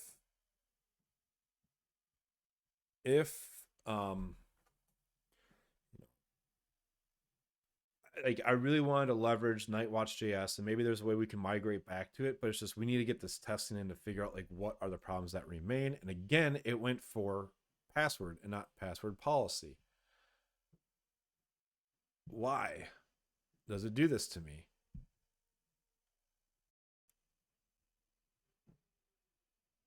So that worked. So I need to figure out why this randomly fails, but like right here, so we're able to use get label by the name, and we were able to get it to 7.x0. So the next step is to, check the advanced options. I'm going to turn into a monster bug fix branch, but I'm going to keep going with it. So, right, we know that there's, or we instead of just fixing a bunch of things, we noticed right here that this is kind of out of order, right? Like it's showing us 7.x 1.0 when really we'd probably want to see the most recent version. So let's make sure that there's a bug for that. I'm going to open a merge request here. And let's go see if I created an issue for this yet. So if we type in versions, filter out branches, need to be grouped, did not show up. We need to change this to any 8th version.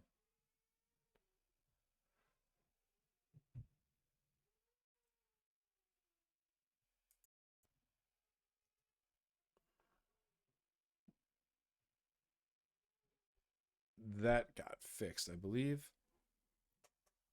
All right, so let's create a new issue. 1 second. I want to verify this because I'm fairly certain we fixed this. Yep. Second, clean up my own issues. Closed. Close it as a duplicate. This was fixed. And here, create issue, project versions should be sorted from newest to oldest.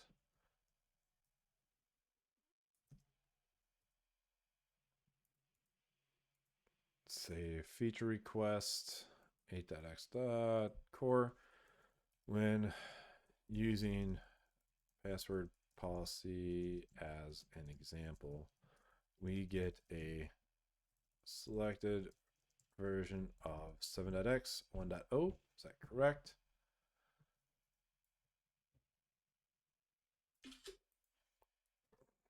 We should instead get one of the latest versions.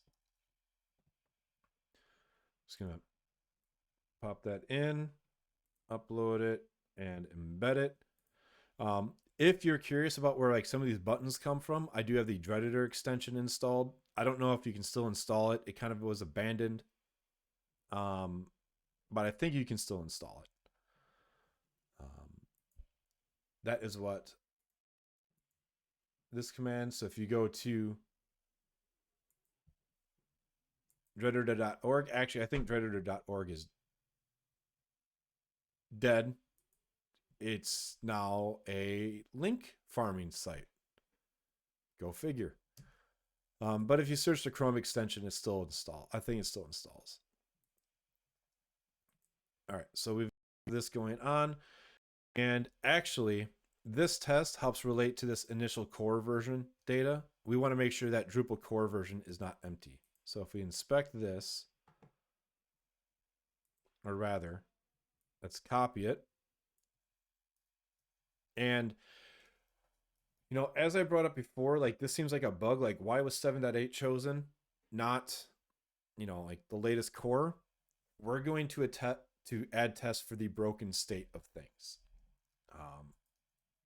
We want to make yes, it should be something else, but we want to just test what we've got and then fix the test on the improvement. So let's go to launch form spec. So here we have, it allows auto-completing of a project with a version selected. So now we want to expand this.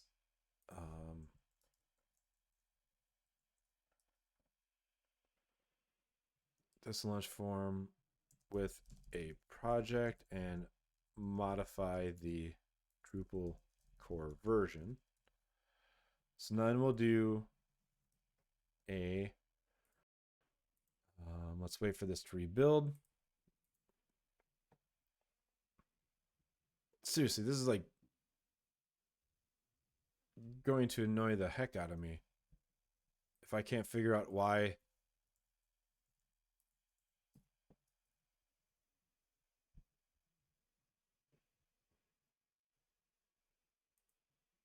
All right. So we want to click on advanced options.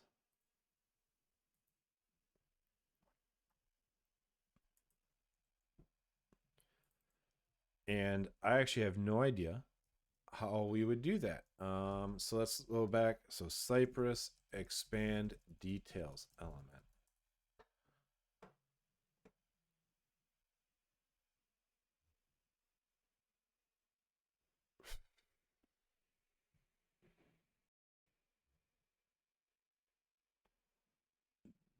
That looks like it's not going to be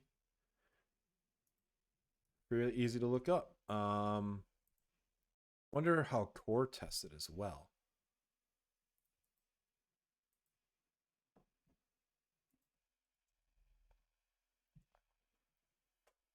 Um,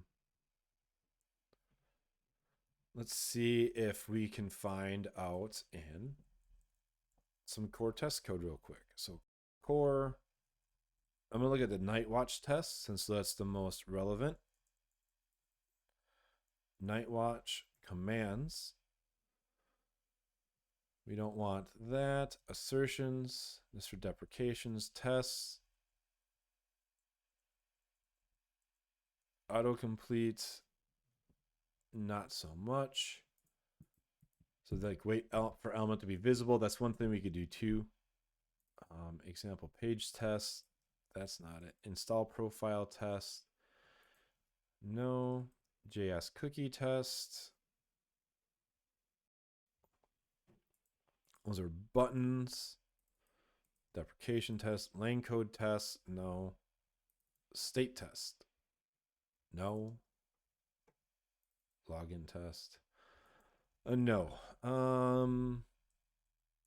Functional JavaScript test. Here we go. Let's see if there's anything on details.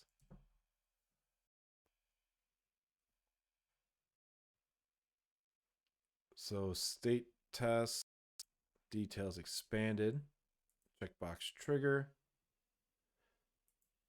label click. I think that might be it, but there is no label, and I don't know if you're supposed to put a label on the summary.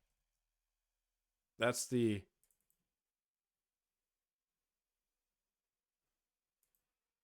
I just want to see reset JavaScript, remove attribute, find, execute script, replace.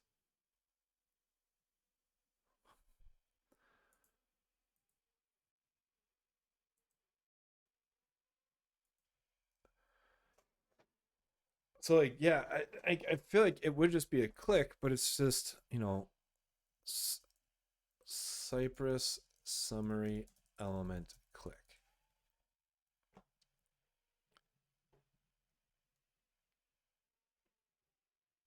I guess I don't know the accessibility do there. So we will just um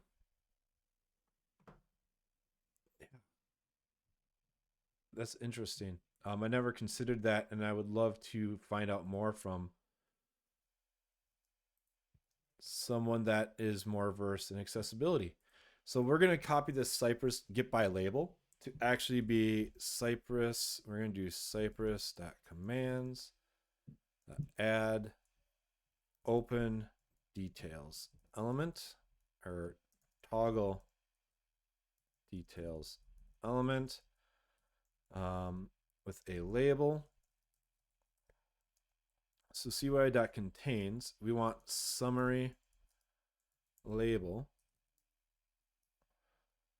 Summary, then label that contains that, and we'll click it. So I will try that. And then if we do cy dot toggle element details,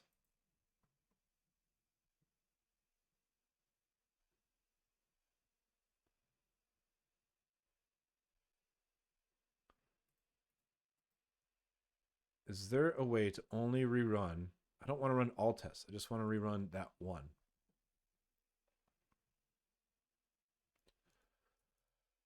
The weird thing is this the second wait seems to be a trick that fixes the incorrect selection. Contains summary.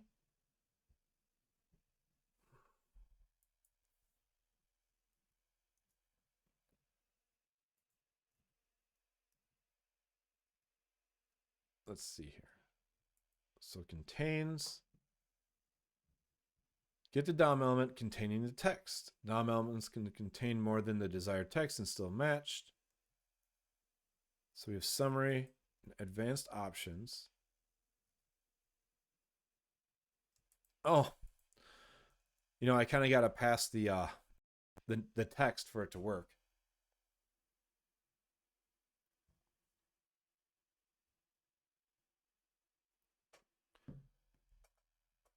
Timed out after trying. Seriously.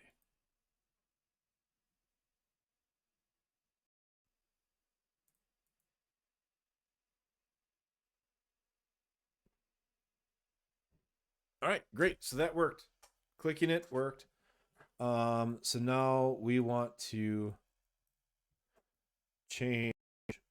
So cy.by label, Drupal core version, and change.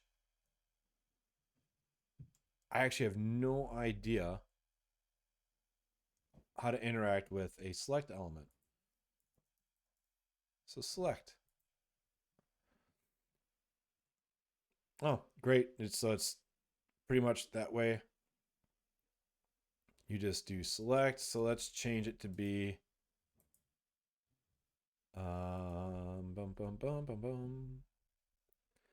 There, I think I have a bug for this too. It's just we're storing these as varchars instead of integers for like the major and the minor, and that's why it's not sorted. Let's do dot select 7.79. Why does it go backwards?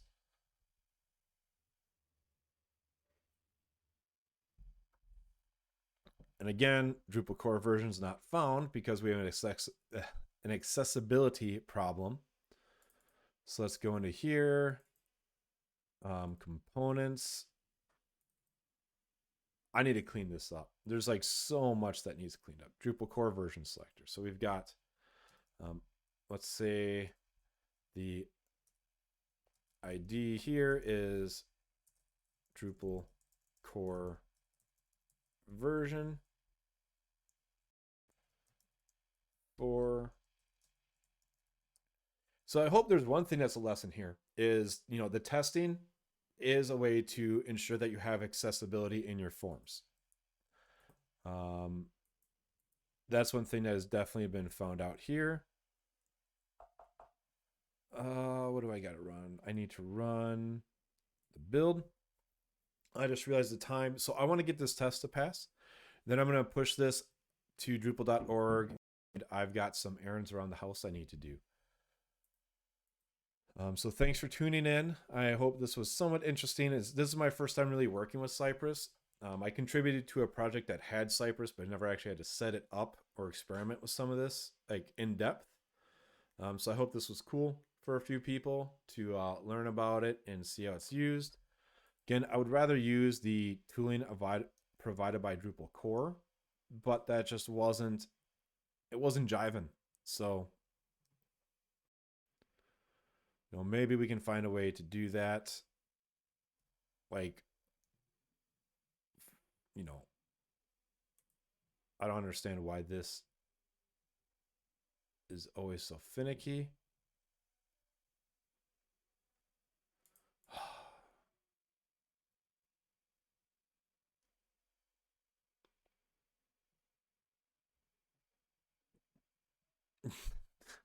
What? Why? I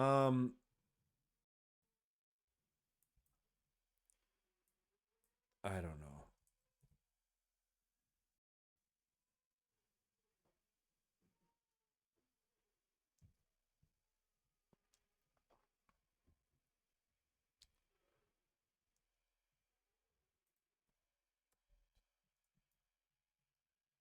I just want this to pass once so that way I can move on.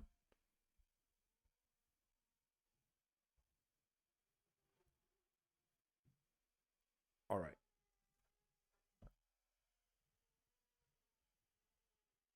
So this passed, we were able to get to here where it changed it to 7.79.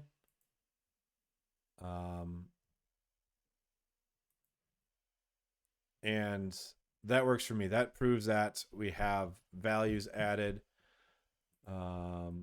So let's stop that, get status. This is a huge pull request that's going to go in. But normally when I'm the maintainer of something, I will try to make more incremental fixes. But we're also just trying to get this running. I'm just contributing to it, so I'm trying to just make things go bigger. Otherwise, it's like, well, here's a pull request, and then we have to wait for that to get merged to move forward with it. So there's wanting to have the right way, and then there's getting stuff done. And in this case, we're just getting stuff done. So let me just add all this stuff here. Add Cypress. Let's add all the Cypress stuff. Add modules. Get add package lock. Get add package.json. Status. One thing I did want to try quick is to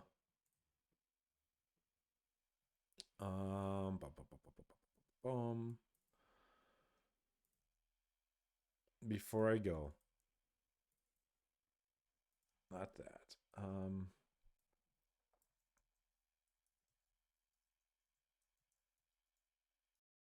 I want to just check how to guides,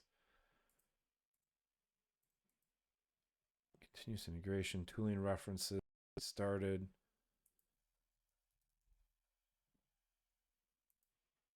Configuration. You can change the config file with the config file flag. That's what I want to test. So we're going to try this on the, so this is Cypress open is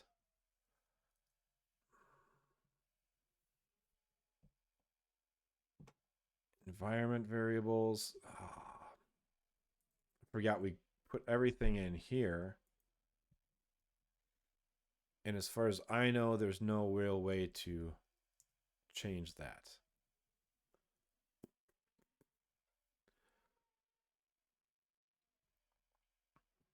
I wanted to try to .env plugin .env config.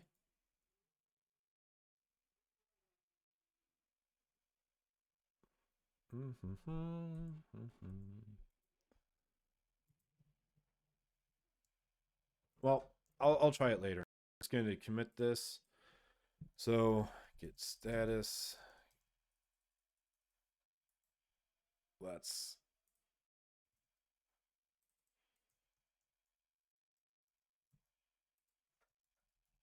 get status. We'll do get commit.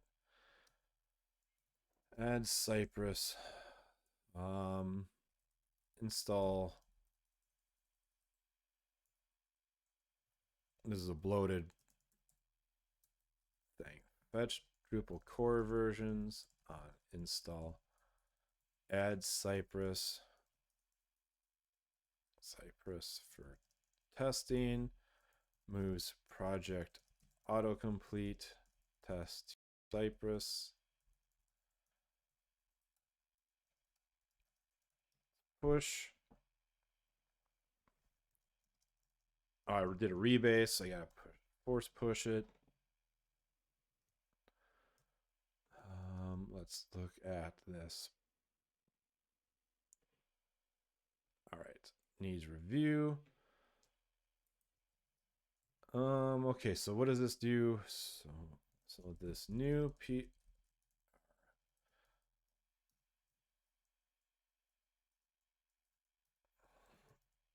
add Cypress for E2E JavaScript testing. Move on install, we import the core versions. Moved project autocomplete test to Cypress. Failed due to hook install core imports. Fixes labels accessibility for to select Lex. Add some testing to the launch. All right, so thanks everybody for tuning in. I'm going to save this.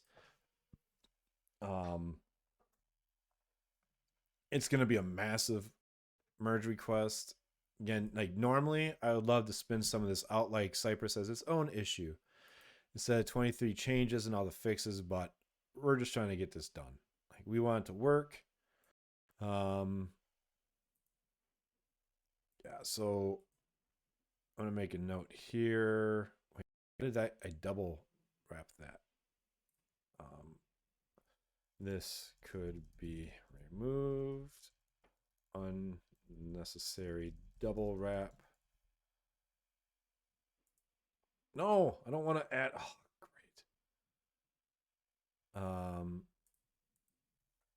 Normalizes data return, so an int is always an int.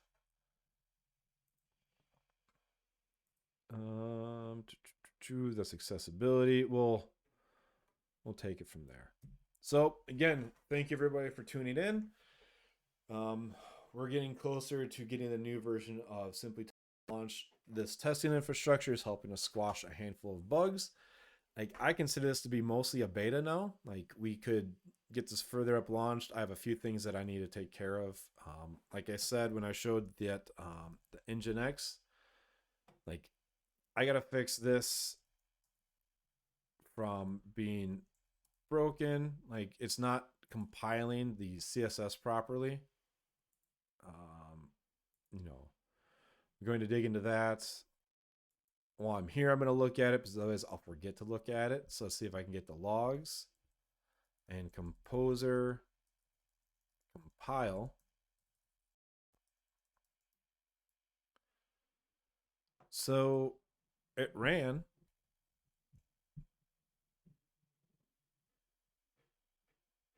But it's not being added into the